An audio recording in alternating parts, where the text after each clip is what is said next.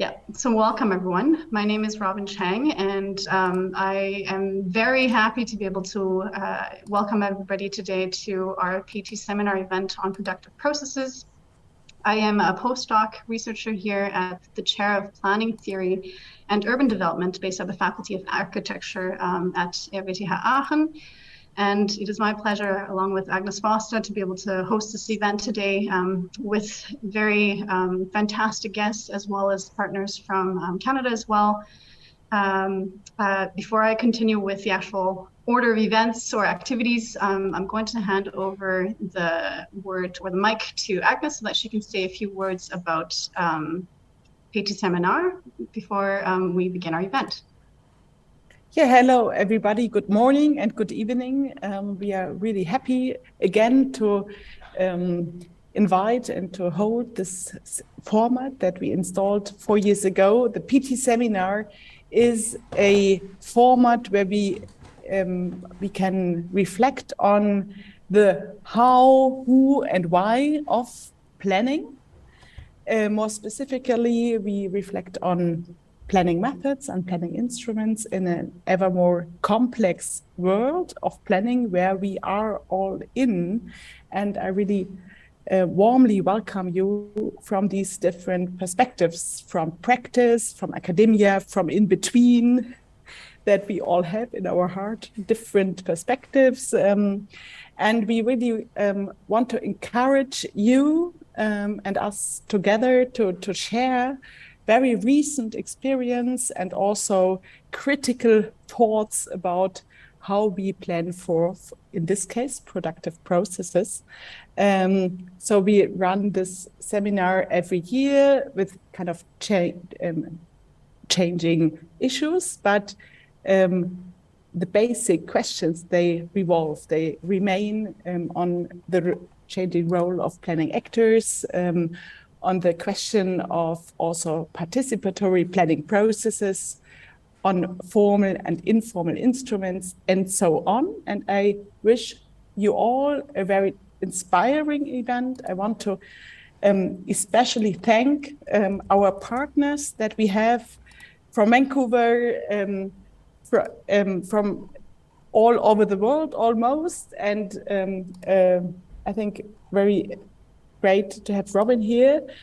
You managed to bring us all together, these different perspectives, and you host today as a conferencier this event. I'm really looking forward to the next 3 hours, and I wish us a very insightful event this evening and this morning also from the transatlantic perspective. Thank you, Agnes. For the introductory words, as well as the background for what Pt.Seminar is. So without further ado, I will begin and share, first of all, my screen. And hopefully this works. Can everybody see this? Fantastic. So yeah, just to begin, my name is Robin Chang, as I mentioned earlier. I'm a postdoc researcher here who has been working along the realm of, we're looking at the realm of temporary uses for a long time, but industrial lands and sustainable transitions for industrial lands has also been a key background and canvas for a lot of that work, which is why we are here today. It's the continued work that has brought myself as well as Agnes together, and also a lot of very interesting cases and personalities from across Europe, but also in North America, specifically Canada. So we welcome you today to look at sustainable transitions that we can possibly create and deploy for urban industrial lands. As we mentioned, there are acknowledgements for all of the interview partners who have contributed up to date to the research. So this culmination, this event builds on top of work that is ongoing in teaching and research. We'd also like to acknowledge Annika Aris, Martin Bangratz, Laura Brinks, Stefan Gärtner, Meg Holden, Leonard Kohlhaus und Leonard Schneider, as well as Simon Fraser University and the Federal Ministry of Education and Research and DAAD for funding or contributing with their active engagement continuously throughout this process. So I'm just going to open up by outlining what we're going to do today and some of the personalities involved in this before we jump into the openers. So we'll begin first with a few opening concepts that help ground the work that we do in thinking about urban industrial lands, why they should be transformed, how they can be transformed, so key definitions for productivity and processes. We'll then move on to keynotes, and we're very fortunate today to have our guest, Dr. Stefan Gautner, who has investigated the value of creative economies and their contribution to urban production in the German context. And he has a wealth of experience to help set the tone for the discussions and highlighting the existing debates and discourses, which allows us to depart, a point of departure. And we have a second guest who will follow up in this keynote dialogue, Professor Dr. Karl Grodak. Unfortunately, due to time zone differences, he can't participate in person, but he has pre-recorded a keynote to share with everybody today.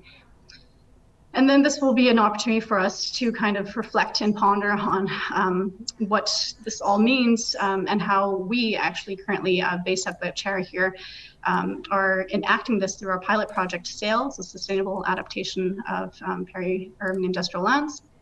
And of course, the fun part, parallel workshop sessions later on today. And so just a note, we will go through and more thoroughly introduce our guests for each of the case studies and sessions later on. We will have other participants joining at later points during the session. So please don't bear with us or don't mind if we might have to accommodate them as well. So let's begin.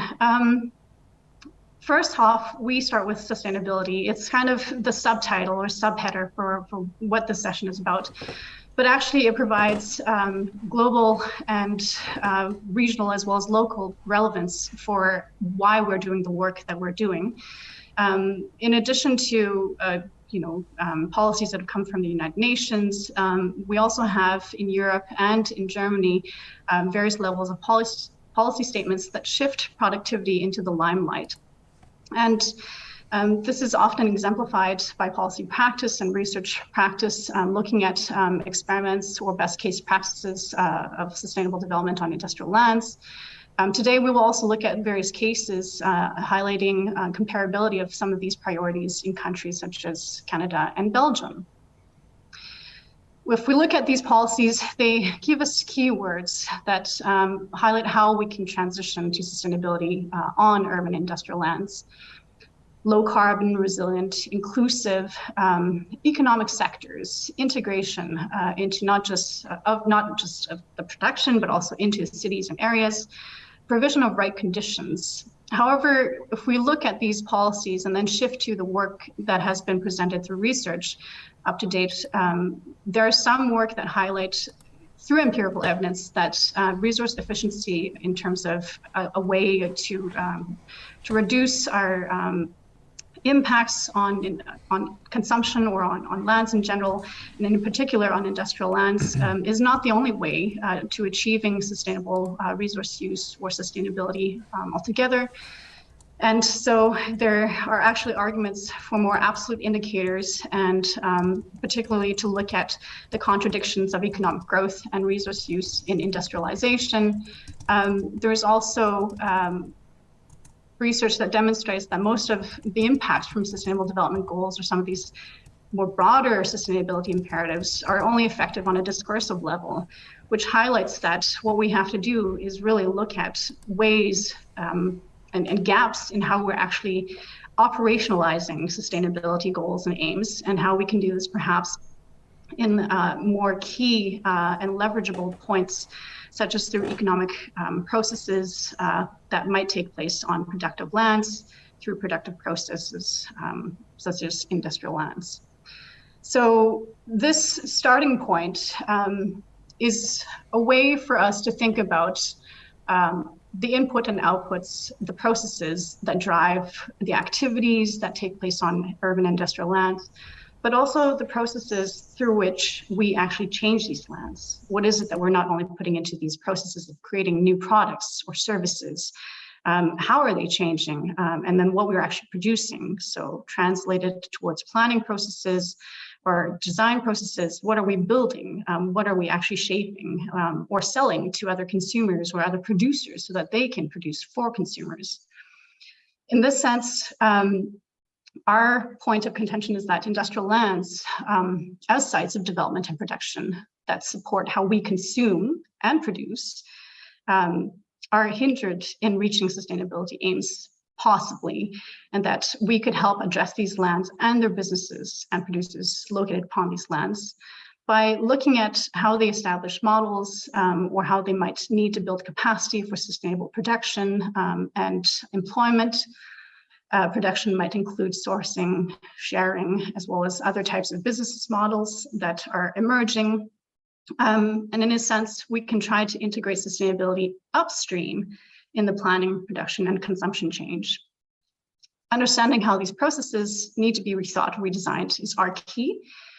And so we begin first in looking at how this understanding has to be anchored through a notion of productivity.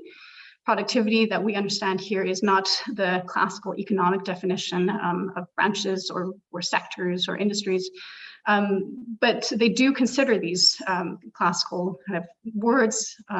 However, work focuses mostly on activities between enterprises and producers in terms of how they generate output from input, and how these activities are actually changing and becoming more diverse.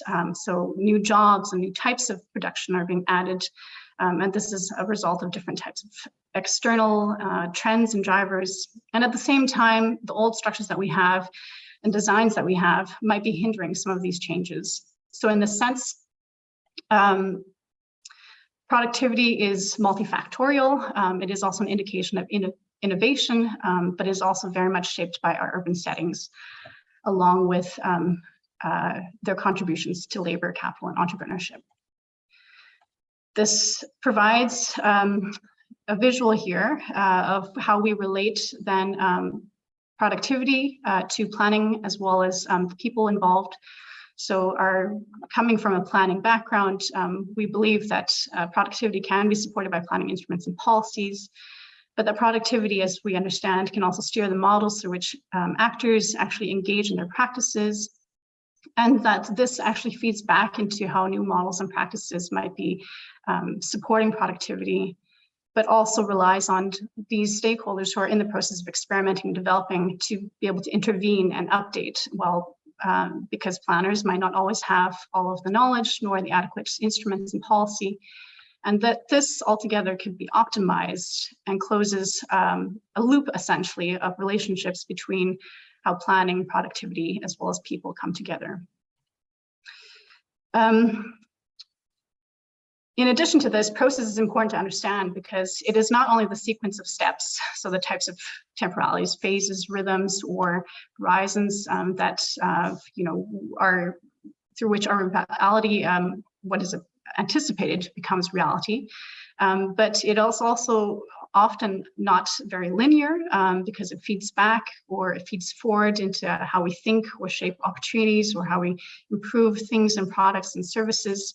In the sense, process is also understood to be very much future-oriented, driven by values as well as objectives that we aim to achieve. But it can be also designed and provide opportunities for intervention as well as steering. And it definitely involves objects that can be shaped and subjects. So those who are engaged in the processes of helping shape these processes. And it requires some sort of a political arena in which some control system and administrative system, so the planning system, as we might term bureaucracy, or a regulatory kind of frameworks can enable some of these changes to happen. So these set a few ground definitions for how we understand or start the discussions and conversations today here about what are productive processes and how they might be able to shape urban industrial lands. But let us not be the key discussants here. What I'd like to do is actually at this point invite our first keynote, Dr. Stefan Gärtner, to say a few things about how we might be able to understand productive processes in existing debates and discourses up to date.